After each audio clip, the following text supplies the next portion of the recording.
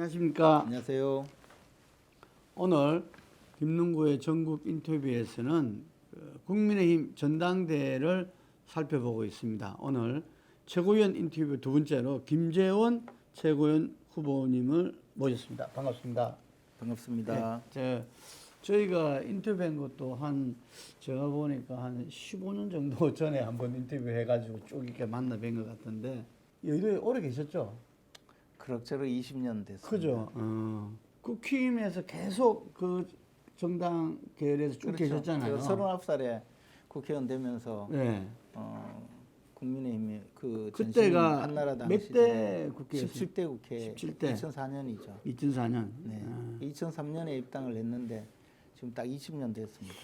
2004년도에 입당하신 분들이 이제 거의 다 이 당에 그 이제 그때 국회의원 네. 처음 같이 시작한 네. 분이 지금 이제 각광받고 있는 나경원, 네. 주호영, 네. 유승민 네. 뭐 그런 분들이죠. 그러니까 이게 조경태. 그러니까 각 당의 거의 네. 대표급 네. 그 연배시네 이제 국회 경륜으로. 근데 좀 일찍 되신 거네, 그죠?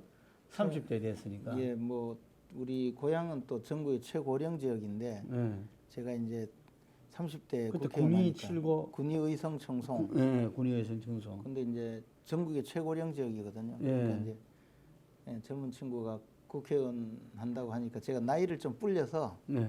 40입니다. 우리 나이로 40입니다. 그래야 되고 시골에 청년을 구하려면 다 청년도 제 나이보다 많은 친구들이 있어서 네. 뭐 그렇게 이제 조금 좀 젊은 시절에 정치 활동을 시작했는데 이제 저도 이제 환갑이 내일 모레로 제가 보니까 중간에 그 국회를 좀 쉴 때 라디오 앵커도 하고 그러셨잖아요. 네. 그죠? 예. 그러니까 미디어 감각이 남다르신 것 같다고 보니까. 세월이 지나니까 네. 그 조금 세상에 두려움이 없어지고 그것은 이제 카메라를 봐도 카메라 울렁증이 좀 없어지고 네. 그런 점이 아닌가 생각합니다. 지금도 보면은 방송이나 이래 각종 언론에서 보수 쪽에서 스피커로 계속 지금 활약하고 계시잖아요. 저희들이 솔직히 안타까운 네. 면이 그런 면인데요. 정권이 바뀌었는데 TV 켜면 음. 맨날 저 문재인 정권 때나 똑같은 소리 한다는 그런 이야기를 많이 해요. 방송이 편향되었다는 걸 둘째치고 네. 예를 들자면 이제 우리가 그 요즘은 토론 프로가 워낙 많지 않습니까? 예, 예. 그 뉴스상의 어떤 정책 쟁점을 두고 패널들이 나가서 대화를 하면서 토론을 하는 것인데 그 토론을 하는데 민주당 진영에서 온 분들은 일단 잘하고 네. 우리 쪽에 간 사람은 실력이 좀 떨어지고 네. 또 하나는 이제 반쯤은 그것도 윤 대통령에게 비판적인 사람들이 가다가 보니까 늘 TV 보면 4명 남은 3대 1로 지고 있거든요. 물량면에서 일단. 그러니까 그 방송에 대해서 불만이 많을 수밖에 없겠네요. 근데 그걸 국민들은 보수 성향의 국민들은 화를 많이 내죠. 네. 내는데 우리가 이제 당내 분열 상황이 그런 것을 조장해 버렸는데요. 그러니까 이제 이준석 전 대표 계열에 있는 분, 유승민 의원 계열에 있는 분, 이런 분들이 이제 또 그동안 방송 활동을 많이 했던 분들이거든요. 뭐 예. 대표적으로 지금 대표 선거에 나간 영선의 천하람 후보 같은 분도 TV에 많이 나왔잖아요. 네. 이분은 사실 민주당 성향의 2명의 패널이 나오고 우리 쪽에 2명이 나왔는데 실제 가보면 민주당 성향은 아니지만 그러나 윤 대통령을 강하게 비판하는 사람은 3명이 돼버리는 네. 그게 3대 1이죠. 1대 3으로 싸우니까 뭐 어지럽죠. 뭐 그게 고착화되고 방송이 뭐 MBC든 뭐 다른 공영방송들이 편파적이다 이런 것도 있지만 사실은 비교적 공정하게 방송을 하려고 노력하는 그런 방송에서도 패널들이 또 그런 구조로 가니까 그것 자체가 있고 보수 진영은 전반적으로 좀 재미가 없어요. 좀 들어야죠. 네. 네. 그게 이제 보수 이념 자체가 네. 우리가 이제 역사적인 경험을 중시하고 그 역사적 경험을 지금 현재 또는 미래에도 그 역사적 경험을 관찰하는 것이 그것이 인간 생활에 훨씬 유익하다 이런 기본적인 철학이 있거든요. 예. 그 어제의 역사가 내일도 반복되니까 우리가 해오던 대로 하는 것이 위험을 줄일 수 있다. 그러니까 좀 바꾸지 말고 이 상태를 그냥 우리가 살아왔던 방식대로 살아가는 것이 좀 낫지 않느냐 이렇게 이야기하면 뭔가 재미가 없고 예를 들어 뭐 모택동이 이야기했듯이 무파분립 파괴 없이 건설 없다 일단 한번 뒤집어 엎자 이런 뭔가 산뜻하고 좋잖아요. 토론에 나와서도 우리는 분명히 이 정권을 잡은 여당 소속인데도 늘 수세에 몰리고 뭐 혼나고 뭐 말도 안 되는 변명을 해야 되고 그것도 힘들어요. 뭐 젊은 사람들 말하는 쉴드 치는 거예요. 그것도 하루 이틀이지. 그리고 또 때때로 또 이상한 짓 해놓으면요. 그거 말도 안 되게 또 변명하려면 나가기도 싫고 그렇죠. 그러니까 이제 보는 사람 입장에서 얼마나 답답하겠어요. 제가 그때 그 2017년도 대선 참패 이후에 아마 당 연찬에 한번 제가 강사로 나간 적이 있어요. 그래서 그때 보수의 혁신이 이제 주제였는데 어쨌든 영국 보수당의 그때 사례를 갖다가 당에서 공부를 많이 하더라고요. 그러니까 금방 말한 대로 보수도 진보 이상으로 다이내믹하게 하지 않으면 못 산다, 못 살아남는다. 이거였는데 실제로 그의 모습 보면은 그런 모습으로 변화를 보여주는 분은 극소수에 불과하고 다수는 그냥 그대로. 그래서 이제 그런 것을 제대로 못하니까 이제 사람을 자꾸 갈아치우고 새로운 사람을 영입한다고 해가지고 뭐 우리가 흔히 말하는 물갈이. 근데 이제 물갈이가 다 꾸정물이 들어와가지고 더 혼탁해지고 뭐 점점 이게 이제 자질이 더 떨어져서 나중에는 이제 악화가 양화를 구축하는 그런 상황이 돼버리면 안 되잖아요. 그렇죠. 지금 뭐 그렇다는 건 절대 아닙니다. 절대 아닙니다. 그렇지만 그렇게 될 가능성도 있다는 거죠. 그러니까 얼굴을 바꾸는 것만 가지고 이 한몫 잡으려고 하는 한탕주의가 만연해 버렸죠. 보수에. 그래서 오늘 그 본인이 최고위원 전당대에 출마를 하셨는데 본인을 떠나서 좀 정말 지금 선거판인데 저를 떠나면 안 됩니다. 됩니까? 그러니까 일단 표야 도움 되는 이야기만 해야 됩니다. 아이고 알겠습니다. 알아서 하십시오. 그거는. 어쨌든 30년이 되셨다고 그랬는데 20년. 20년이 되셨다고 그러는데 당이 정말 괴멸 위기까지 갔다가 지금 살아났잖아요. 그렇죠. 예, 그런 측면에서 당이 살아야 본인도 사는 거잖아요. 아이 그럼요. 예, 나라도 살고. 그럼요. 그랬을 때 근데 지금 저부터 살아야 돼요. 네, 저부터 살아요. 근데 지금 전당대회는 저도 여의도에서 30년간 쭉 봐왔지만 이 처음인 것 같아요. 이게 이해하기가 상당히 힘들어요. 이거 지금 현재 국힘 전당대회 모습을 보면은 우리가 어릴 때 제가 이제 어릴 때 살던 곳이 눈이 많이 오는 곳이었어요. 막 그 겨울에 눈이 오면 애들이 바깥에 나가면 눈에 빠져 죽는다고 못 나가게 할 정도로. 근데 이제 눈싸움을 많이 해요. 눈싸움을 하는데 이제 애들끼리 눈싸움 하면 이만큼 뭉쳐가지고 막 던지고 때리고 해도 안 다치잖아요. 눈이 기본적으로 푸석푸석하니까. 그래서 이제 가가지고 나중에는 막 와 해가 뛰어가가지고 눈을 막 뒤집어 씌우고 이러는데 그러다가 이제 어떤 못된 놈들이 있으면요 눈 안에 돌멩이를 넣어가지고 던져요. 맞습니다. 그럼 이거는 문제가 다르잖아요. 이거는 이제 투석전이잖아요. 우리가 보통 전당대회는 눈싸움인데 돌멩이를 눈 안에 넣어가지고 던지다가 아예 그냥 돌을 던지는 투석전이 됐어요. 이건 패싸움이죠. 저는 두려워서 그 싸움 근처에 안 가려고 해요. 맞을까 봐. 저는 이진보 정무수석을 뭐 저도 옛날부터 이렇게 많이 봐왔고 우리가 인터뷰도 하고 뭐 정무위원장도 하고 그랬잖아요.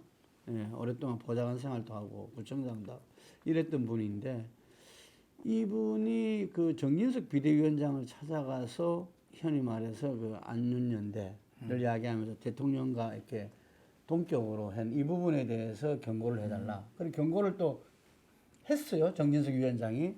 국민들이 볼 때는 이거 뭐 왕조 시대도 아니고 지금 21세기 지금 이 시대에 상당히 그 정말 그 이해하기 어렵거든요. 왜 암만 검찰에서 26년 생활을 했다더라도 윤 대통령은 너무 경직돼 있다. 권위주의 사고가 뿌리 박혀 있는 거 아닌가. 이런 우려들을 다 하거든요. 어떻게 보십니까?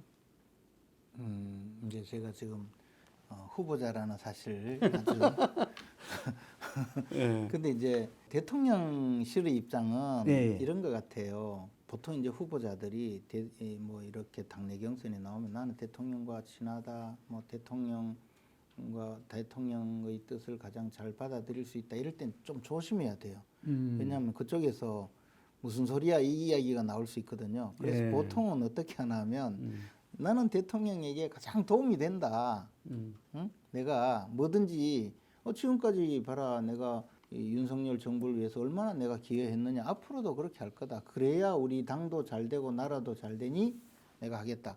그까지는 안철수 후보도 실제로 그렇게 했어요. 저쪽은 윤심 후보를 하는데 나는 윤힘 후보다. 내가 윤석열 대통령에게 도움을 주고 힘을 줄 수 있는 후보다. 뭐 이렇게 주장을 했고 그에 대해서는 아마 대통령실도 뭐 오케이 하겠죠. 도와주겠다는데. 예. 근데 조금 더 나가서 대통령과 저는 뭐 늘 그 연락도 되고 통화도 되고 뭐든지 다 할 수 있습니다.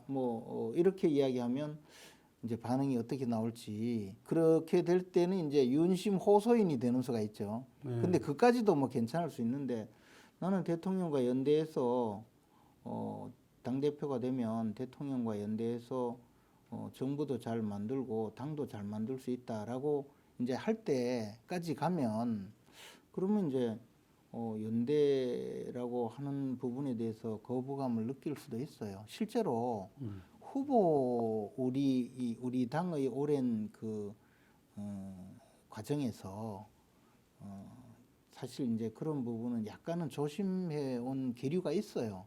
이것이 이제 언론인으로서 보실 때는 뭐 그걸 가지고 이렇게 이야기하냐 할 수는 있는데 저도 지금까지 이번 선거 운동 기간 중에 저는 뭐 윤석열 대통령을 당에 직접 입당시키는데 결정적으로 제가 기여했다고 확신하고 있고 실제 윤 대통령도 그렇게 생각하실 거예요. 그리고 또 대통령 후보가 되는 과정에서도 저는 당 지도부에서 뭐 여러 가지 잘못된 일을 막고 공정하게 갈 수 있도록 하는데도 저희가 굉장히 노력했고 대선 운동 기간 중에는 제가 클린 선거 전략 본부장으로서 본부장이 1,000명밖에 없었어요.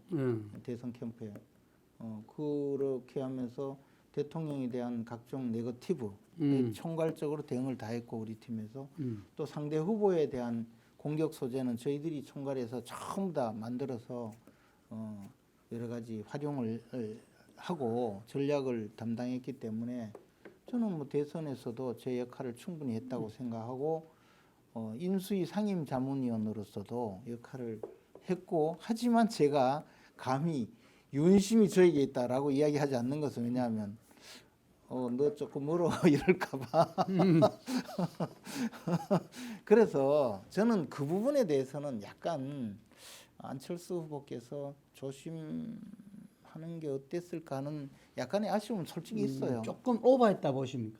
그렇죠. 근데 이제 그것을 이렇게 정무수석이 국회에 와서 이렇게 하는 지금 그 보여준 그런 방식으로 이제 발표까지 하고 지지율 1위 후보에 대해서 그 견제하는 모습을 보인 것에 대한 판단은 각자 다를 수가 있죠. 다 또 다른 거다. 네.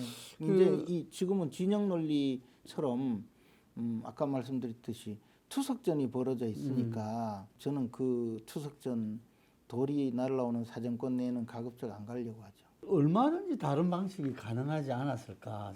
우리 정무수석을 하셨잖아요. 그래서 이제 정치라는 것은 사실 정치라는 것은 겉보기에는 가장 화려하게 만들어주고 국민들이 봤을 때는 내부에서는 뭐 치고받고 싸우더라도 밖에 나오면 웃어야 되는 것이 또 정치의 모습이거든요. 그러니까요.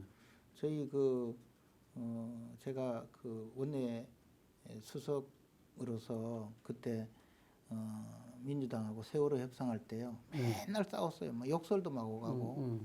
근데 밖에 나가서 싸우다가 이제 헤어져야 되잖아요.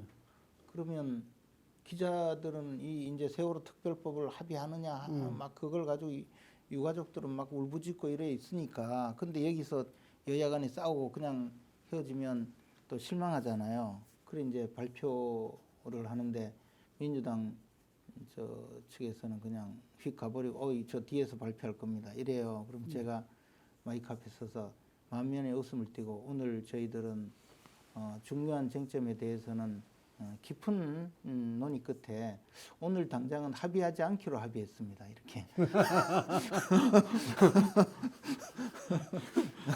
예. 그렇게 갔죠. 예. 근데 지금은 이제 당내의 경선인데 조금 불협화음이 보이는 것은 저는 뭐 예, 눈싸움이 투석전이 됐다. 그게 지금 상당히 그 일리 있는 그 비유하신데, 요건 아마 사람들이 좀 궁금해할 건데 이번 전당대회 아까 말 투석전이 된 이유가 저희들이 볼 때는 아마 윤석열 대통령과 이 핵심들이 일단 당의 주도성을 확보하는 게 우선이다. 그런 다음에 확산을 하겠다. 또 선거는 1년 남았으니까. 이런 전략이지 않나 이래 보는데 어떻게 보십니까? 그 전에 제가 이제 그 이준석 대표 시절에 최고위원으로 있으면서 아마 과거에 우리 당의 이 당 지도부가 그런 식의 반동적인 행위를 한 적이 있는가 싶을 정도예요. 당 대표가 대통령 후보를 공격하고 대통령 후보의 낙선을 위해서 활동하는 것 같은 그런 일이 있었단 말이에요. 예. 그런데 이제 대통령 후보 내지 지금 대통령이 이 정치적인 경험이 많고 오래 되셨다면 또 그런 점도 조금 쉽게 넘어가실 수 있었을 거예요. 지혜를 발휘하고. 근데 정치에는 워낙에 경험이 없다 보니까 그것을 이제 굉장히 힘들게 받아들였겠죠. 참는 것만으로. 만약에 제가 제한테 그랬으면 저는 오히려 안 참고 다른 방식을 택했을 텐데 하여튼 또 특히 이제 선거에 나선 후보자는 정말 완전히 최고 약자거든요. 우리 시골에는 보면 후보자가 선거운동 한다고 막 90도로 다 뭐 악수하고 인사하고 악수하고 하잖아요. 후보자 내가 옆에서 보는데 차에서 내리다가 자기 수행하는 수행비서한테도 90도로 절하고 악수하고 그 옆에 며느리가 있는데 며느리한테도 이제 앞에 보이지도 않는 거죠.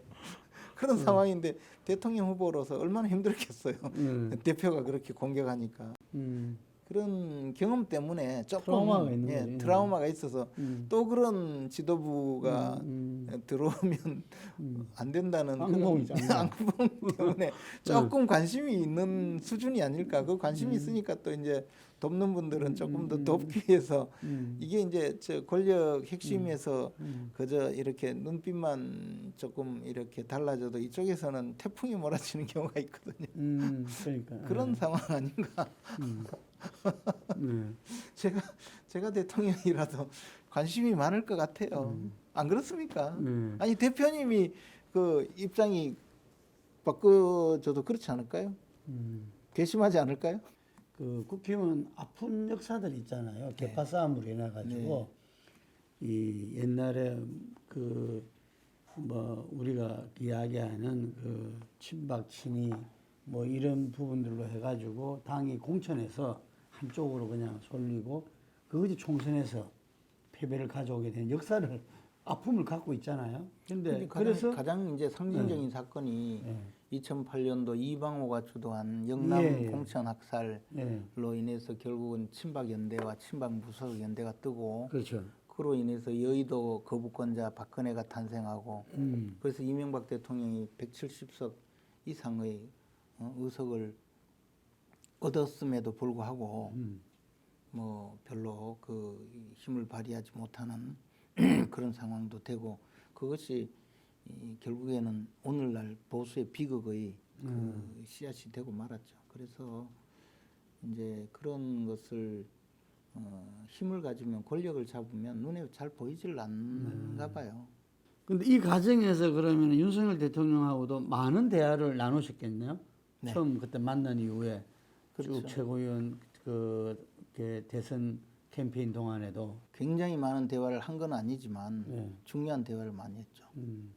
어땠습니까? 그때 봤을 때 왜냐하면 정치권에서는 들어온 지는 얼마 안 되잖아요. 그래서 사실은 정치인이 국민들이 잘 몰라요. 국민들이 그렇죠. 그냥 겉으로만 보는 뭐 이렇다 이렇게만 보는데 상당히 인간적인 것 같기도 하고, 인간적이죠. 그죠? 네. 예, 그러면서 또 굉장히 강직하고, 또 어떤 데는 또 너무 대장 스타일이고, 네. 골목 대장 스타일이고, 뭐 그래요. 골목 대장까지는 아니고 하여튼 대장 스타일. 대장 스타일이죠. 예. 어떻습니까? 본 지금 그- 말씀하신 게 그래요. 다 맞아요. 예. 다 맞고 그 제 이야기인데 우리 이 후보님이 좀 이야기를 해 주시죠. 보니까. 그러니까 이제 정치는 아까도 말씀드렸듯이 국민들에게 항상 이제 국민의 마음을 얻어야 되잖아요. 예. 근데 이제 국민들이 뭐 다양하니까 생각도 다양하고 하기 때문에 좋은 모습을 보여줘야 되거든요. 예. 그러니까 말도 모든 사람들에게 다 감정에 상하지 않는 말을 하려면 구렁이 담 넘어가듯 그 두루뭉술이 해야 되고 겉다르고 속다르게 이제 나올 수밖에 없는데 예.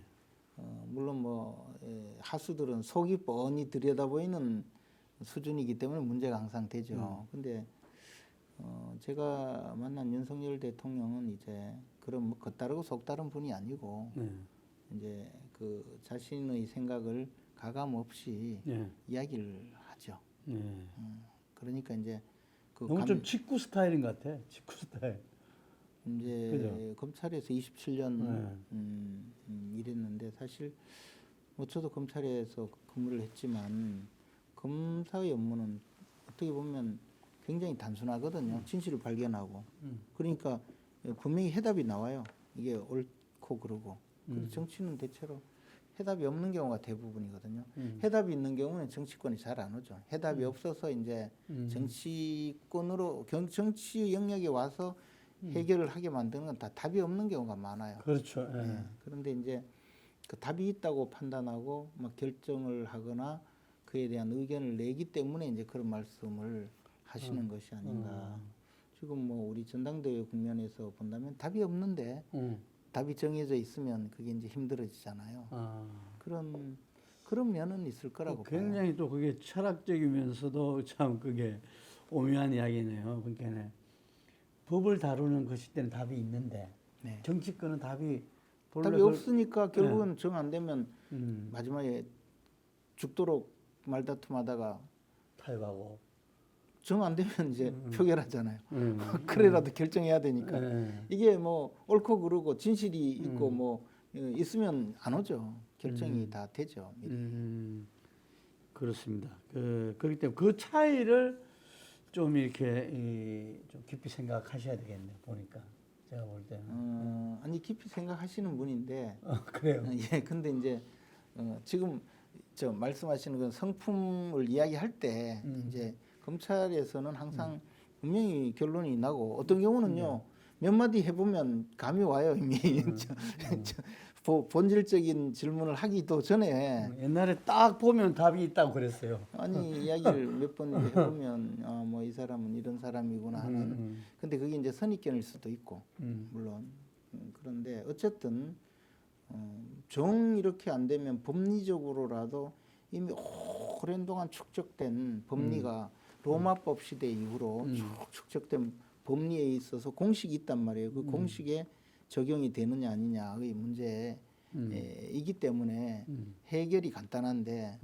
정치적으로는 솔직히 말씀드려 제가 정치 현장에서 한 20년 동안 보면서 과연 선악이 있는 문제인가? 선악의 문제가 아니라 결국 다수와 소수의 문제가 아닌가 그런 생각을 해요. 우리가 다수가 되기 위해서 노력하는 것뿐이다. 그러니까 상대를 인정하자는 거거든요. 너 나쁜 놈 하면 안 된다는 거죠. 정치 현장에서는. 그러니까 이게 지금 어찌보면 저는 그렇게 표현하는데 망국적인 진영 대결을 극복할 수 있는 하나의 그 우리 기존 이 관점 자체를 그렇게 바꿔야 되는데 선악의 문제로 보니까 이게 그게 이제 특히 좌파 진영의 사람들의 가장 큰 문제예요. 그리고 자기는 항상 선이라고 생각하고. 아니 지금 86세대들도 그걸 자기 반성하고 있어요. 그 사람은 반성이 안 돼요. 그 사람은 반성하는 척만 해. 제가 하고 있다고요. 네. 조국 보세요. 조국 안 돼요. 조국은 아직 안 하고 있는 것 같더라고 보니까. 아까 그 눈싸움이 투석전이 되고 있다 그랬는데 국민들이 볼 때는 우리 그 김기현 후보 후원회장이 심평 변호사가 안철수가 되면은 윤 대통령 탕당해서 신당 창당할 거다 이야기하고, 이에 이준석 정 대표는 전당대회라 아니라 분당대회다. 이 갈등이 아주 심각합니다. 그래서 이 부분에 대해서 이 우리 후보님께서 이거는 이렇다라는 한 말씀 좀 부탁드리겠습니다. 아니 이제 분당대회라고 말씀하신 분은 윤상현 의원께서 인터뷰를 하면서 그런 거고, 저 이준석 전 대표는 뭔가 그 비밀을 누설한 거냐 뭐 그런 뭐 그런 이야기인데, 어쨌든 제가 이제 보기에 상황이 약간 좋지는 않았어요. 심평 변호사가 윤석열 대통령의 멘토로 알려져 있고, 또 김기현 대표의 또 지금 후원회장을 맡았다가 사퇴를 하셨잖아요. 이 선거 국면에서 그런 이야기를 하셔서 사실 뭐 좋지는 않는데, 표에 도움은 또 될 수 있는 전략이 아닐까. 정말 후원을 세게 하신다. 정말 후원을 하신다 이런 생각이 들어요. 근데 위협 소구네요. 위협 소구. 그렇죠. 우리 강고기법. 우리 당이요. 우리 당이 사실 그 과거에 가장 아팠던 사건이 탄핵이잖아요. 탄핵이라는 게 대통령을 결국은 쫓아내는데 가담해버린 사건이잖아요. 그리고 나서 얼마나 많은 고초를 겪었습니까? 저도요 사실 한 2년간은요 정신을 못 차렸어요. 조사받느라고. 조사받느라고. 제가 요즘에 이 스마트폰 보시면 이렇게 액정이 좀 깨져도 그냥 들고 다니잖아요. 이거 이렇게 오래됐거든요. 근데 그때는요 한 달에 한 번씩 저 인천대교 가가지고 던졌어요. 그 밑에 가면 제 거 아직 많이 남아 있어요. 근데 그런 심리, 불안 심리를 활용하는 그건 좋지만 대통령이 저 탈당을 하고 신당을 창당한다는 말은 너무나 큰 엄청난 사건이거든요. 과거에 이런 일은 이제 노무현 대통령이 당선되고 그 후보 시절에 막 저 정균환 의원 뭐 이런 분들이 후단협을 만들어 가지고 후보로 선출된 대통령 후보를 끄집어 내리려고 당내에서 엄청 공격을 하고, 그렇게 해서 나중에는 이제 김민석 의원께서는 정몽준 후보 측으로 가서 이제 또 활동을 하고, 이게 막 당이 막 엉망진창이 돼서 결국 이제 정몽준 후보하고 저 단일화를 여론조사로 단일화를 했는데, 그것도 사실은 굉장히 나중에 뒷이야기가 많은 그런 단일화로 그렇게 해서 대통령이 됐거든요. 그러고 나니까 아마 그 구민주당의 환멸이 느껴졌겠죠. 그렇게 해서 이제 열린우리당을 창당하면서 많은 그때 이제 386 지금 우리나라를 망치고 있는 그 386 거기 요즘은 거기에 그 아주 좋지 않은 수식을 붙여서 86이라고 하는데, 그분들을 대거 영입을 해서 108명의 초선을 만들고 그렇게 해서 열린우리당을 만든 사례가 있는데, 그게 성공했느냐 하면 저는 성공했다고 보지는 않거든요. 근데 이제 그런 이야기까지 해가면서 이제 지금 정치권의 이야기가 있는데, 저는 윤석열 대통령이 그런 결정을 하리라고 생각하지도 않고, 또 그보다도 말씀하셨다시피 안철수 후보가 당대표가 되어서 그런 사태의 단초가 될 만한 일이 과연 되겠느냐에 대해서도 약간은 회의적으로 생각합니다. 그 심평 변호사는 조금 자유인에 가깝잖아요. 그렇죠.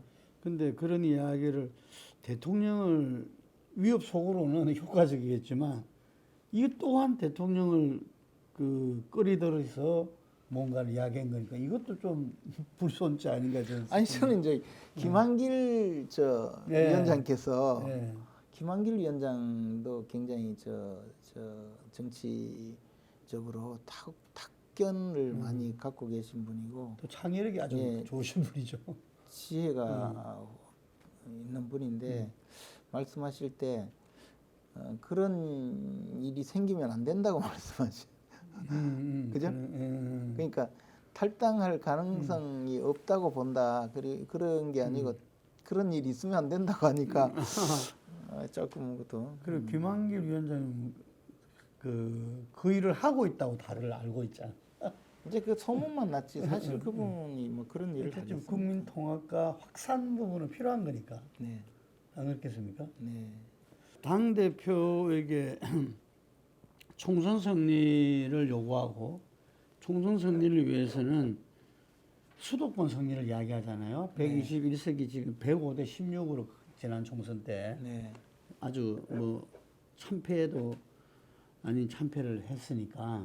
그건 뭐 그래서 공천을 이 개판으로 부분 하니까 수도권 승리가 수도권 출신이어야 된다. 수도권 승리를 해본 사람이어야 된다. 이런 주장을 하고 있거든요. 일각에서는. 근데 그건 어떻게 보십니까? 제가 지난번에 이제 우리 당이 그 중진들은 다 수도권 험지로 가라라는 주장에 동조했다가 코피가 난 적이 있죠. 지난 21대 선거 때 제가 그 우리 지역에서 출마해서 무투표 당선을 했을 정도였는데 서울의 험지라고 처음에는 뭐 여기 가라 저기 가라 여기 가라 저기 가라 하더니 결국은 튕겨서 중랑을구로 갔는데 2주 만에 경선을 하니까 또 그걸 경선을 시켰어요. 그래서 뭐 안 됐는데 근데 제가 이제 거기서 2주 정도 선거운동을 중랑을구에서 하면서 느낀 바는 굉장히 제가 많은 영감을 얻었어요. 분명히. 그래서 수도권 출신이 당대표가 되어야 된다고 주장하는 분들이 왜 그러는지는 제가 알아요. 그 부분도 분명히 일리 있는 주장은 맞아요. 근데 그거보다 더 중요한 것은 총선 승리의 전략을 제대로 펼치고 당을 관리하고 안정적으로 관리해서 총선에 좋은 후보자를 내고 그리고 총선을 어떻게 이끌어갈지 리더십을 발휘하는 거. 저는 이거는 10,000배, 10만 배, 100만 배 더 중요하다고 보죠. 지난번에 황교안 대표가 수도권 서울 출신이고 서울 종로에 출마했고 자기가 앞장서서 그런 일을 벌였는데 당을 엉망진창 개판으로 만들어서 참패했지 않습니까? 저는 이제 그런 관리 능력이 훨씬 더 중요하다고 생각하죠. 출신보다는 어느 지역 출신 후보라기보다는 황교안 대표가 어느 인터뷰에서 자기가 그때 쏘갔다고 이야기했던데 정치 지도자는 쏘으면 그걸로 끝이어야 되죠. 쏘지 말아야죠. 쏘은 것을 쏘갔으니까 쏘긴 사람이 나쁜 놈이라 하면서 암적인 존재라고 유승민에게 쏘갔다고 그 주장하더만요. 그만큼 이야기도 안 들어놓고 그거 지금 와서 자기 잘못을 남에게 뒤집어 씌우는 것밖에 아니죠. 저는 이제 그 수도권 출신이면 분명히 그 선거가 얼마나 어렵고 힘든지 그에 대해서 많은 어떤 지혜가 있으리라고 믿어요. 그렇지만 그것보다 훨씬 중요한 것은 당을 이끌 만한 리더십과 능력이 있는가.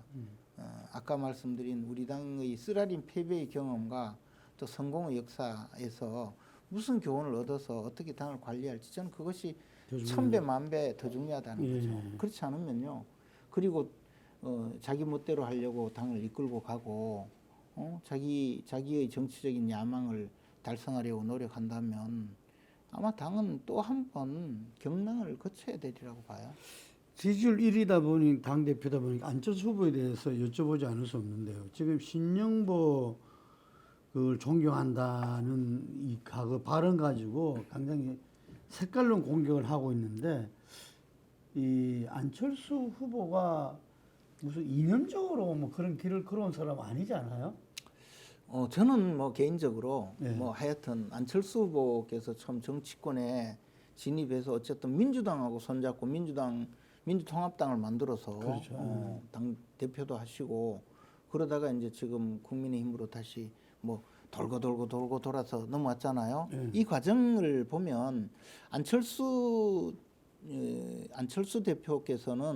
의원께서는 민주당으로 갈 좌파는 아니었다고 봐요. 물론 뭐 이제 우리가 말하는 강남 좌파 또 뭐 캐비어 좌파 뭐 또는 뭐 입진보 뭐 그럴 수는 있을 수도 있어요.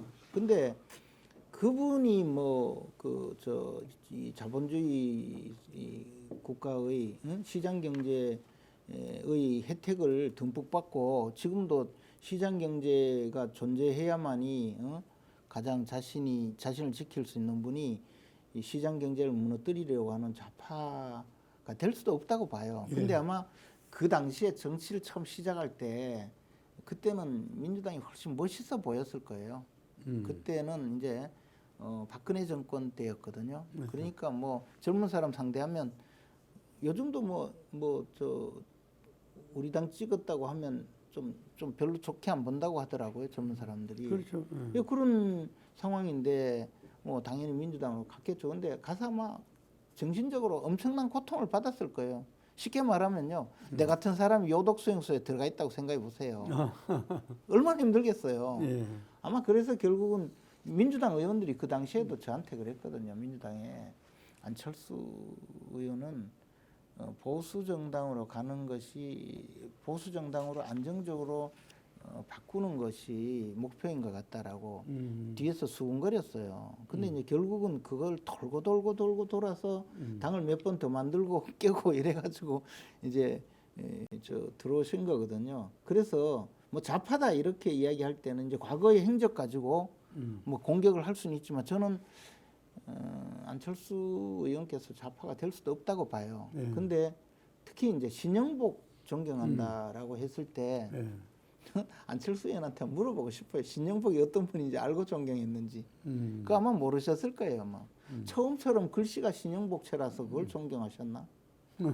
뭐 특별히 그렇진 않겠죠. 예, 그러니까 신영복이 뭐 미전향 장기수에다가 저 전향하지도 않은 좌파의 그 핵심이고 그분이 어떤 범죄로 어떻게 형을 받고 살았는지 이런 거에 대해서 근본적으로 잘 모르시고 그냥 또 이제 또 그 일반적으로 하는 이야기 있잖아요. 뭐 그분이 시대의 양심이고 뭐 저거 하는 또 그런 것만 듣고 내가 뭐 그분 존경한다라고 했을 수가 있죠. 그거 꼭 그거잖아요. 사드 반대, 사드 배치 반대 이래가지고 서 있기만 했지 손 안 들었다는 거. 그러니까 여기 서 있는 건 멋있는데 손까지 들기는 뭔가 안 되는 뭐 그 정도 아니었나. 저는 그래 봐요. 예. 좌파는 아니라고 봐요. 예. 그래서 뭐 그 국힘 지지자들이 우려할 까지는 아니다. 우려할 필요는 없다. 이념적으로는. 우리 당에요. 예. 전향하신 분도 있고 전향하지 않으신 분도 있고요. 많이 계셔요. 예. 스펙트럼이 좀 넓죠. 네, 이게 우리 당이 이제 어떻게 보면 플랫폼 정당을 지향하다 보니까 그동안에 굉장히 많은 분들이 이제 같이 영입이 됐는데 그 과정에서 의원들끼리도 뭐 저 사람은 전향하지 않는 좌파다 그렇게 이야기하는 분들도 실제 있고 또 뭐 그렇죠. 근데 사상의 자유시장에서 마음껏 헤엄치도록 우리 당이 이제 그렇게 두는 것이 좋지 않을까. 정강 정책에는 동의해야 되지 않겠어요? 동의하겠죠. 예. 그 당을 함부로 당헌 당규를 함부로 개정해서 근본을 무너뜨리려는 사람은 그는 이제 그 좀 안 된다고 보죠. 지금 이제 이 윤핵관이라는 말을 대통령이 이제 굉장히 그게 자기를 이렇게 폄하하는 이야기다. 그래서 저는 이제 지금 사실은 그 당에서 금기시가 된 것 같아요. 금기어가 된 것 같은데.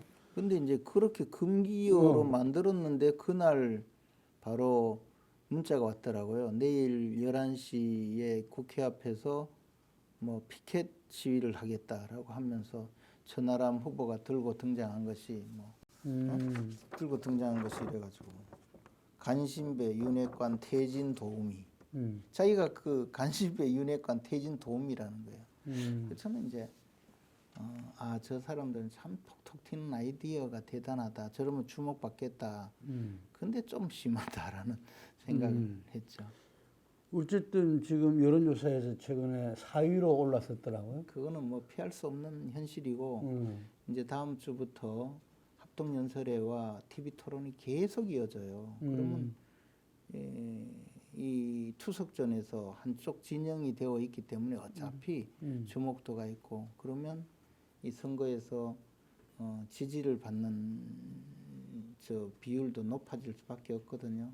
이 상황이 이렇게 된 것이 뭐 그쪽에 또 대가예요. 이준석 대표는 원래 말썽을 일으켜서 주목받는 업계의 이 대가예요.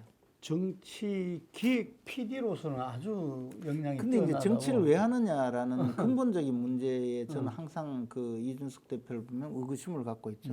아까도 말씀드렸듯이 정치는 결국에 정치는 자기가 생각하는 이상적인 사회, 이상적인 국가에 대한 믿음과 확신이 있지 않겠습니까? 예. 정치하는 사람은 다 내가 이 공적인 공의를 가지고 내가 정말 정치를 해서 이 나라를 이렇게 만들고 싶다라는 의지와 욕망이 있기 때문에 나오는 건데 그것은 뭐 기초의원부터 대통령까지 예. 그렇기 때문에 정치라는 그 국어 사전에도 찾아보면요 정당이 뭐냐 이럴 때 정견을 같이 하는 사람들이 이 결사체를 만들어서 권력을 쟁취해서 그 권력의 힘으로 즉 정권을 쟁취해서 권력의 힘으로 정견을 실현하는 조직이 정당이에요. 그렇죠. 정치인은 뭐냐면 자기가 생각하는 이상적인 사회, 이상적인 국가의 모습을 상정하고 있다면 내가 이 권력을 쟁취해서 그 권력의 힘으로 이상적인 사회를 만들려고 하는 거예요.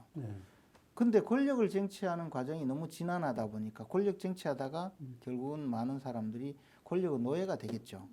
근데 이준석 대표는 젊은 사람이면 우선 왜 정치를 하는지에 대해서 그분은 선거에 이기는 것이 유일한 목적이 아닌가. 선거에 이기기 위해서는 수단 방법을 가리지 않고 특히 이제 상대방에게 동의를 구해서 함께 공감을 해서 많은 사람들로부터 지지를 받는 것 이렇게 생각하는 것이 아니고 주목을 끌어서 악평이든 뭐든 주목을 끌어서 그 인지도를 높이고 인지도를 바탕으로 한 지지도를 얻어서 그것으로서 선거에 이겨서 잡겠다라는 데 너무 특화된 분이 아닌가 생각이 돼요.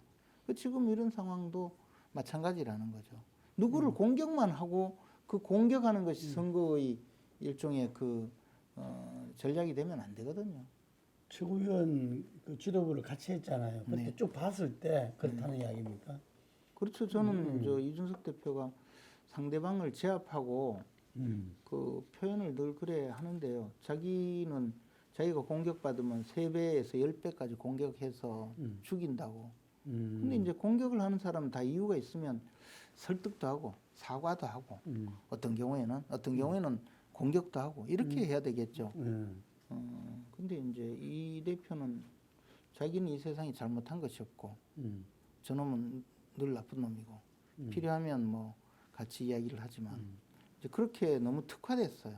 그러니까 지금 천하람이라는 좋은 인재도 너무 그렇게 몰리면 저는 좀 좋지 않다고 생각하죠.